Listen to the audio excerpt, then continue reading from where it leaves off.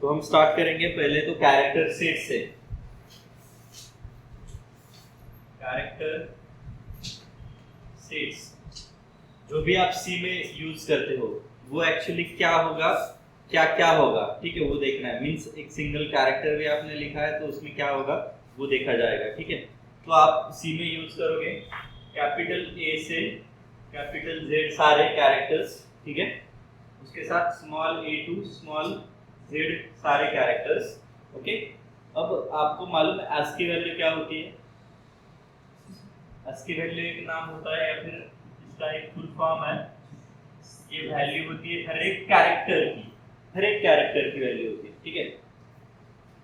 American standard code for information interchange, ऐसे इसका full form है, ठीक है।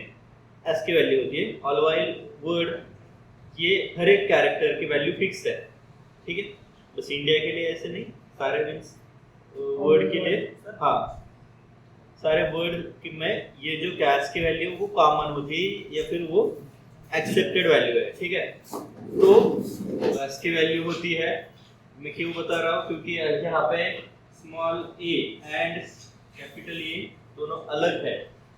सी एक केस सेंसिटिव लैंग्वेज है, ठीक है। इसका ASCII वैल्यू अलग है, इसकी वजह से ये अलग होता है एंड इसकी ASCII वैल्यू अलग होती है। ASCII वैल्यू मींस एक वैल्यू होती है, आप कंसीडर करो 2 डिजिट की कुछ वैल्यू होगी, 2 या 3 डिजिट हो सकता है। ये कैपिटल ए का है शायद, ठीक है। 91 स्मॉल ए का है, तो ऐसे वैल्यू है, वो स्टैंडर्ड वैल्यू है। मींस आप सिस्टम कैसे पहचानेगा कि ये स्मॉल ए है कैपिटल ए है, ठीक है, इसके वैल्यू से वो पहचानेगा, ठीक है। हम देख रहे थे कैरेक्टर सेट एक्चुअली क्या होता है। कैरेक्टर सेट मींस सी में जो भी आप यूज करोगे उसका स्मॉल स्मॉल जो भी पार्ट है उसे कैरेक्टर सेट कहोगे। पहले हमने देखा capital A to small capital A to capital Z तक होगा, small A to small Z तक होगा, 0 to 9 नंबर्स हो गए एंड उसके साथ सारे स्पेशल सिंबल्स हो गए, जैसे @ hash, dollar, comma, semicolon, dot, question mark, ये सारे जो स्पेशल सिंबल है वो एज अ कैरेक्टर सेट में काउंट किए जाएंगे, ठीक है। Capital A to capital Z small A to small Z 0 to 9 and ये स्पेशल सिंबल्स कैरेक्टर्स। एक सिंगल कैरेक्टर होता है, सपोज 7 ये कैरेक्टर है, ठीक है। 7 एक कैरेक्टर है, स्मॉल x एक कैरेक्टर है और हर एक कैरेक्टर की कुछ ASCII वैल्यू होती है, ठीक है। आप चाहिए हो तो ऑनलाइन या फिर मैं ग्रुप पे शेयर कर दूंगा उसका चार्ट, ASCII वैल्यू का चार्ट। हर एक कैरेक्टर की कुछ ASCII वैल्यू होती है, ठीक है, वो आप वहां से देख सकते हो। नेक्स्ट पॉइंट डालो C token. C token means smallest meaningful word. देखो एक स्मॉलेस्ट यूनिट होगा उसका कुछ मीनिंग होगा, जैसे प्रिंटियम सुना होगा आपने पहले। प्रिंट नहीं है हमारे पास, प्रिंट है। जैसे आपने प्रिंट लिखा तो उसका सी लैंग्वेज में मीनिंग नहीं है। प्रिंट हाँ बाहर के वर्ड में उसका मीनिंग है, लेकिन हम सी लैंग्वेज का देख रहे हैं फिलहाल। प्रिंट का यहाँ पे कुछ मीनिंग नहीं है। प्रिंट ये एक क्या है, इनपुट आउटपुट का एक स्टैंडर्ड फंक्शन है कि जिससे आप कोई यूजर को मैसेज डिस्प्ले कर दोगे, ठीक है। प्रिंट एफ, ठीक है। जैसे इफ इसका कुछ मीनिंग है, खाली आई का कुछ मीनिंग है क्या? नहीं है। तो इफ का कुछ मीनिंग है। तो इफ एक क्या है, एक सी टोकन है, smallest meaningful. INT means integer, हमने देखा था एक बार। INT integer complete number. INT एक सी टोकन है। इंटीजर वर्ड आप लिखोगे ना पूरा तो वो टोकन नहीं है, सी टोकन नहीं है, क्योंकि हम सी लैंग्वेज में आईएनटी यूज होता है, इसका शॉर्ट फॉर्म यूज होता है आईएनटी। ये एक सी टोकन है, ठीक है। ये इंटीजर उसका फुल फॉर्म है, वो सी टोकन नहीं है। ये स्मॉलेस्ट मीनिंगफुल वर्ड, समझ में आया? सी टोकन सी टोकन में भी सेम डिफिनेशन है, पीएचपी में भी सेम है, जावा में भी सेम, ठीक है। तो सी टोकन वहाँ पे होगा CPP token, Java token. Token means smallest meaningful word. Keyword C compiler reserve word C compiler reserve word और आपने रिजर्व वर्ड लिखा तो भी चलेगा।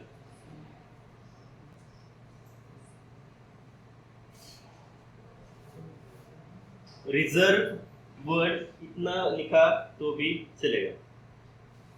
C compiler reserve word. अब रिजर्व वर्ड क्या होगा वो बताता हूँ।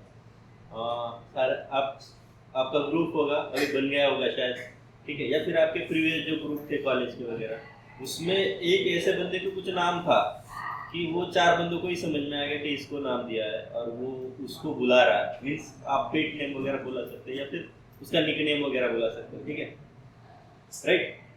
तो जैसे वो रिजर्व वर्ड है आपके ग्रुप के लिए, समझ में आया, तो वैसे सी कंपाइलर के कुछ रिजर्व वर्ड है, वो जब आप टाइप करोगे कंपाइलर में तो वो ब्लू लेटर से, ऐसे ब्लू कलर से अलग दिखते हैं, बाकी वर्डिंग अलग दिखती है, और सपोज आपने वो टाइप किया तो उसको एक ब्लू कलर आ जाता है टर्बो सी कंपाइलर में, ठीक है। तो ये जो रिजर्व वर्ड है सी कंपाइलर के, वो उसे कहेंगे कीवर्ड। जैसे आईएनटी है, ठीक है, इफ है, फॉर है, व्हाइल है, डू व्हाइल है, वो सारे रिजर्व वर्ड है कि उसका कुछ मीनिंग है सी कंपाइलर में। सी कंपाइलर के खुद के वर्ड है वो, समझ में आया। जैसे हमारे है कि सपोज हमने फॉर एग्जाम्पल बोला तो उसका मतलब क्या है कि यहाँ पे कुछ एक आइडिया बताने वाले या फिर ऐसा होता है ऐसे बताने वाले, उसका मीनिंग है। वैसे यहाँ पे कुछ वर्ड रिजर्व वर्ड है कि वो सी कंपाइलर के रिजर्व वर्ड है, आप उसे एज अ वेरिएबल डिक्लेरेशन के लिए नहीं ले सकते। जैसे आप इंटीजर ए कर सकते हो, वैसे इंटीजर ऐसे नहीं लिख सकते, ये आप आपके काम के लिए नहीं यूज कर सकते। हाँ, रिजर्व वर्ड है, उसको कुछ मीनिंग है, उसी पर्पज के लिए आप यूज करोगे, उसका as a variable declaration as a नाम नहीं यूज कर सकते, ठीक है। तो कीवर्ड क्या होता है, सी कंपाइलर में जो रिजर्व वर्ड है उनको कीवर्ड बोला जाता है, राइट, समझ में आया, ठीक है। बहुत सारी बड़ी लिस्ट है, वो भी मैं आपको शेयर कर दूंगा। तो नेक्स्ट पॉइंट है identifier.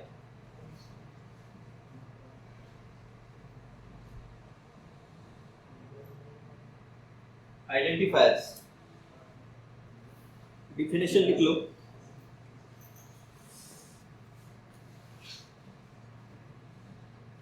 It's a user defined word for any variable or function name, for any variable or function name। हम अपने भी वर्ड बना सकते हैं, जैसे मैंने बोला था कि इंटीजर ए, ये कीवर्ड है, ये जो है हमने दिया है, आपको चाहिए उधर क्या करना है, रोल नंबर सेव करना है, तो आप ऐसे रोल नंबर ऐसे दे सकते हो, हमने दिया, ठीक है। यूजर को जैसे रिक्वायरमेंट है, मुझे उसमें बैंक का या फिर फीस सेव करनी है तो वहाँ पे मैं फीस दे दूंगा, ठीक है। मार्क्स सेव करने तो मार्क्स नाम दे दूंगा उसको, ठीक है। तो ऐसे जो आप नाम दोगे उसे क्या कहेंगे, आइडेंटिफायर, ठीक है, आइडेंटिफायर जो आप नाम दोगे, और इसे क्या कहेंगे, कीवर्ड इसे कहेंगे आइडेंटिफायर। आइडेंटिफायर मींस यूजर ने दिया हुआ नाम। जैसे आपको एक फंक्शन बनाना है कि एडिशन ऑफ 2 नंबर, ऐड, तो ये ऐड आपने किसको दिया है, ऐड दिया है यूजर का नाम है, तो ऐड बन गया एक आइडेंटिफायर, ठीक है, समझ में आया। जो यूजर ने नाम दिया है उसे हम आइडेंटिफायर बोलेंगे। अब फिर से थोड़ा सा उसके नजदीक आएंगे कि जो नाम आप देते हो, जैसे मैंने इंटीजर ए दिया तो एक को आप क्या बोलोगे, आइडेंटिफायर भी बोलोगे और एक वेरिएबल भी बोलोगे। देखो प्रॉपर्ली समझो, एक लिंक है, एक वेरिएबल भी बोलोगे। वेरिएबल क्यों, क्योंकि उसकी वैल्यू आप चेंज कर सकते हो, ठीक है। आइडेंटिफायर क्लियर हुआ, उसको थोड़ा सा साइड में रख दो। वेरिएबल आइडेंटिफायर मैच होते हैं ज़्यादा, लेकिन वेरिएबल मीन्स आप जो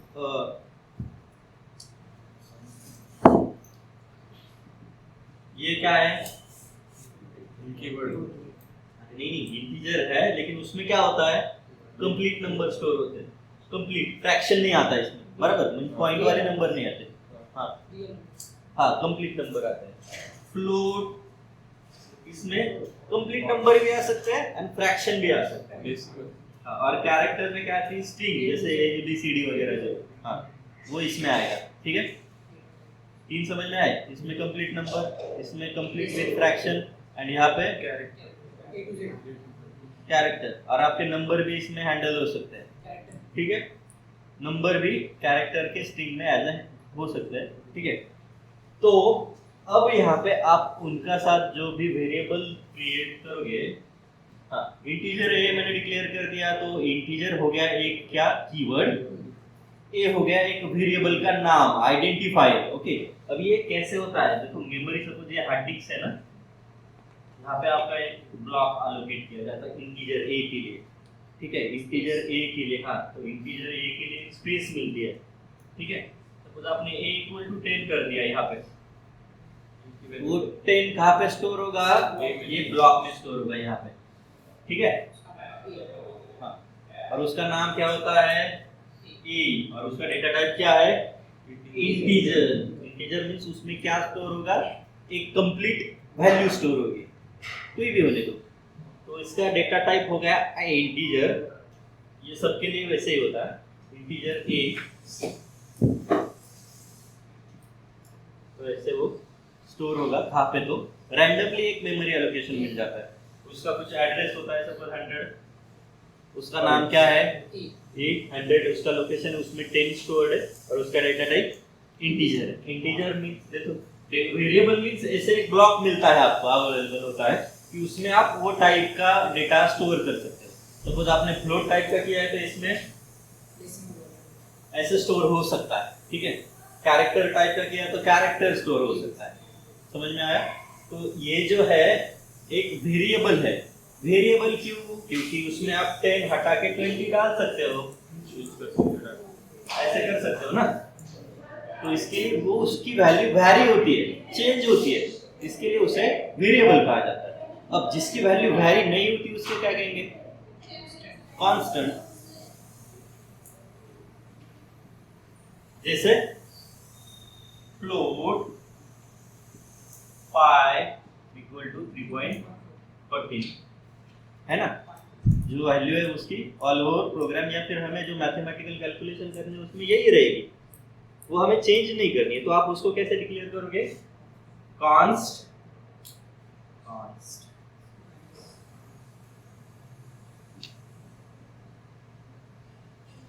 फ्लोट पाई इक्वल टू 3.14, ऐसे आपका कांस्टेंट डिक्लेयर होगा।